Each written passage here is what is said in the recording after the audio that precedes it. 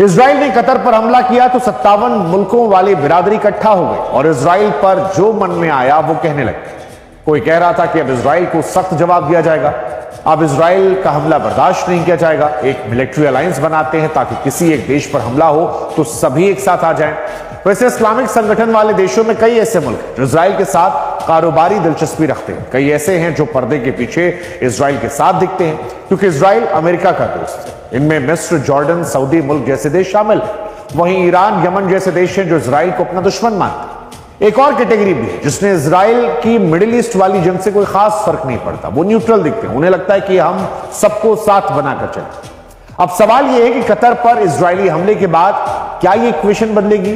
क्या अरब देशों का भी कोई एक नाटो बन सकता है? देखिए,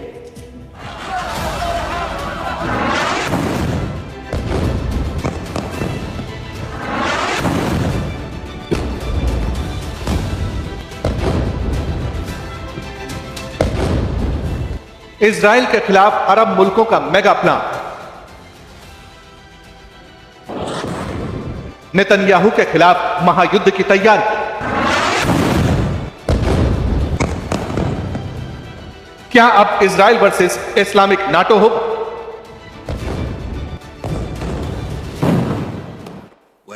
अब यह जरूरी हो गया है कि हम ऐतिहासिक लम्हे का इस्तेमाल अरब इस्लामिक मैकेनिज्म को तैयार करने में लगाएं। आगे कुछ भी सुनने से पहले इन तस्वीरों को अच्छी तरह देख लीजिए।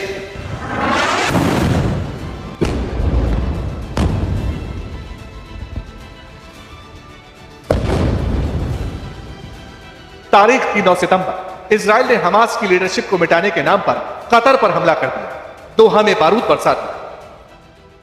इसमें 6 लोगों की मौत हुई थी। इसी हमले के बाद अरब मुल्कों ने इकट्ठा होना शुरू कर दिया, लेकिन इकट्ठा होते, मीटिंग होती, नेतन्याहू के खिलाफ प्रस्ताव पास होता, उससे पहले ही इजराइल ने गाजा को फिर से दहला दिया।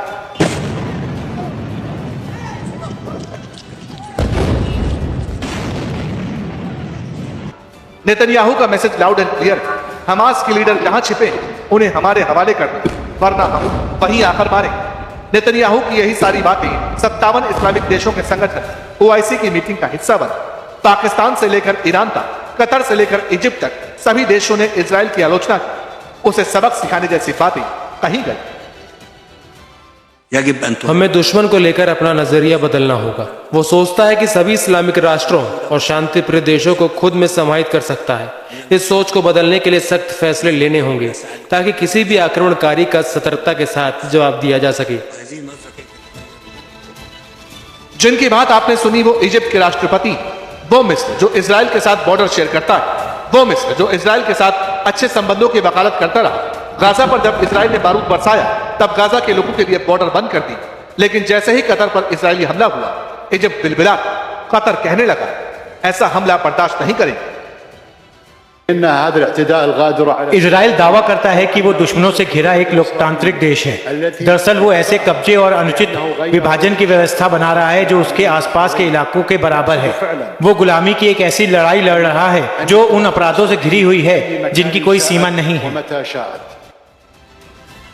सोचिए, एक मंच पर 50 से ज्यादा इस्लामिक मुल्कों के नेता मौजूद थे। सबकी जुबान से इजराइल, वहां की लीडरशिप के खिलाफ अंगारे बरस रहे थे। सवाल है मीटिंग का नतीजा क्या निकला? सवाल है इस मीटिंग का नतीजा क्या निकला? कतर ने साफ साफ कहा कि इजराइल ने मानवता और अंतर्राष्ट्रीय कानूनों का उल्लंघन किया है और क्षेत्रीय शांति प्रयासों में रुकावट डाली है। मुस्लिम देशों ने इजरायली हमले की निंदा की, फिलिस्तीनी मुद्दे के हल को मध्य पूर्व में शांति के लिए अनिवार्य बताया।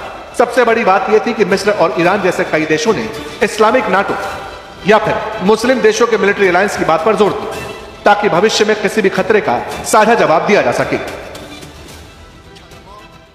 दोहा पर जो हमला हुआ उससे कई तरह के गलत अनुमानों और विचारों को बदल कर रख दिया है। यह हमला दर्शाता है कि तेल अवीव के आक्रामक रवैये से कोई भी अरब या मुस्लिम राष्ट्र महफूज नहीं है। कल किसी भी अरब मुल्क पर हमला हो सकता है। अब वक्त आ गया है जब हमें आक्रमण करने वालों को सजा देनी चाहिए। इसका मतलब यह है कि नाटो की तर्ज पर अरब मुल्कों की तरफ से इजराइल के खिलाफ एक सैन्य संगठन का खाका तैयार करने की प्लानिंग हो रही है। दरअसल नाटो अमेरिका और यूरोप का सैन्य मिलिट्री अलायंस है। इसमें 32 देश हैं, वहीं OIC में 50 से ज्यादा। नाटो का संविधान कहता है कि अगर एक सदस्य मुल्क पर हमला हो जाए तो यह हमला सभी देशों पर माना जाए।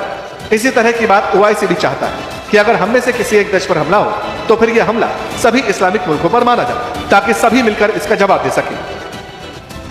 तुर्की तो नाटो का सदस्य है, इसलिए इस्लामिक मुल्कों के सैन्य संगठन और इजराइल पर उसका क्या कहना है यह भी जान लीजिए।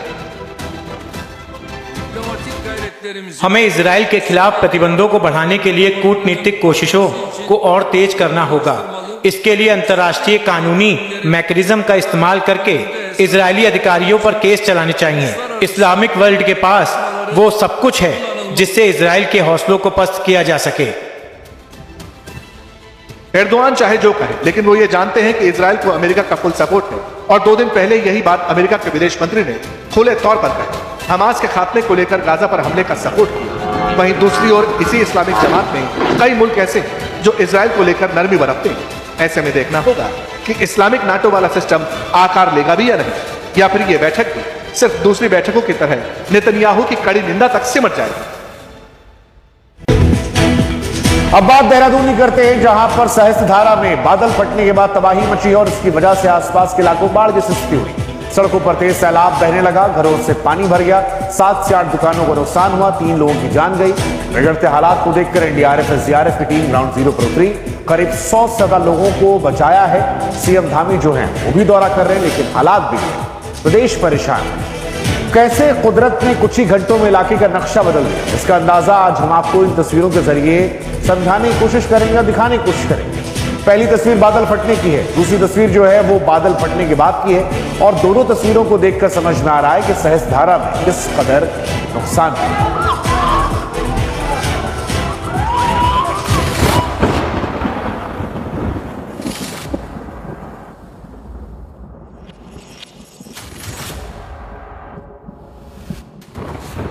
देहरादून के सहस्त्रधारा में बादल फटने से भयंकर तबाही।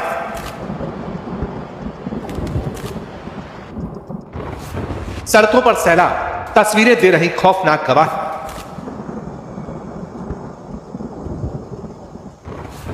लौटते मानसून ने देवभूमि की मुश्किलें बढ़ा दी।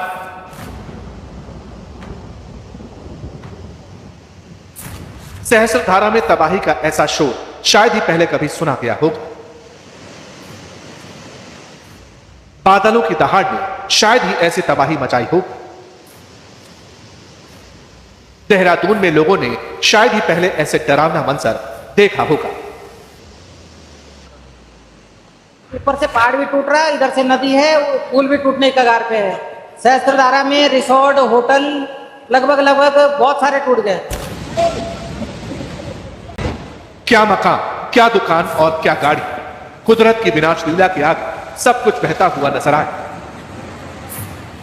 गांव है या घर है, वहां पर भी भारी नुकसान हुआ है। इस वक्त मैं एक ऐसे ही घर में मौजूद हूं जो कि पहली मंजिल पर है और ये देख सकते हैं कि किस तरीके से पंखे मुड़े हुए हैं, पूरी तरह से घर तबाह हो चुका है और यहाँ पर मलबा छत तक यहाँ पर पहुंच गया है। जिंदगी बेबस, चारों ओर सैलाब ने कब्जा जमा लिया। देखते ही देखते सौंग नदी के विकराल रूप रास्तों को निगल गए। माल देवता और टिहरी जाने वाली सड़कें नदी में समा गई। मेरे पीछे ठीक ये सौंग नदी है जो इस बार विकराल रूप धारण करके आई है, जिसने काफी नुकसान पहुंचाया। हालांकि अक्सर सौंग नदी जो अपने कोर्स है, यानी जो सौंग नदी का जो मेन रास्ता है, वहां से लगभग 500 मीटर की तरफ ये सड़क पर आ गई और पूरी तरह से सड़क वॉश आउट हो चुकी है। मूसलाधार बारिश के चलते तमसा नदी ने भी रौद्र रूप धारण किया। टपकेश्वर मंदिर में बाढ़ जैसे हालात हो गए, कई फीट ऊपर तक पानी भर गया।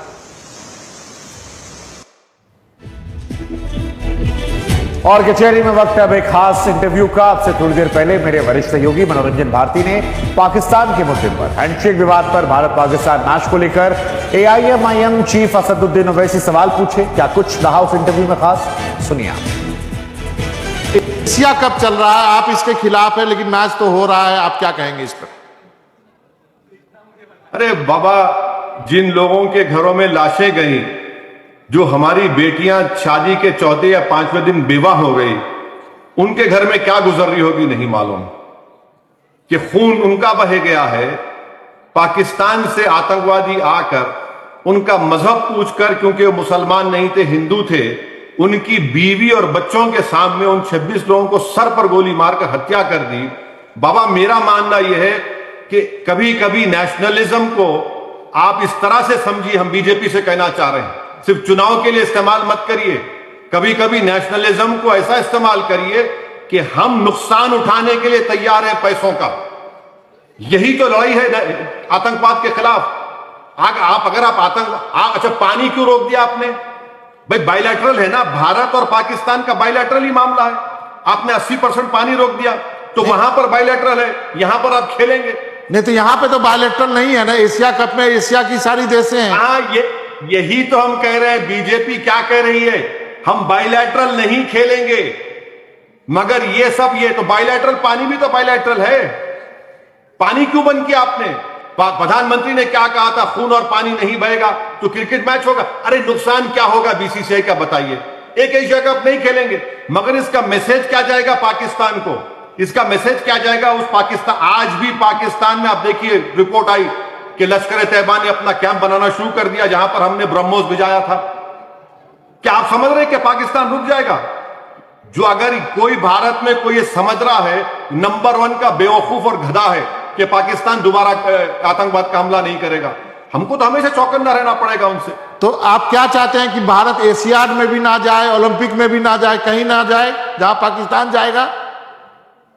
अरे बाबा, एक मामूली एशिया कप के लिए खेल रहे हैं आप, कहां एशियाड ओलंपिक की बात कर रहे हैं बाबा?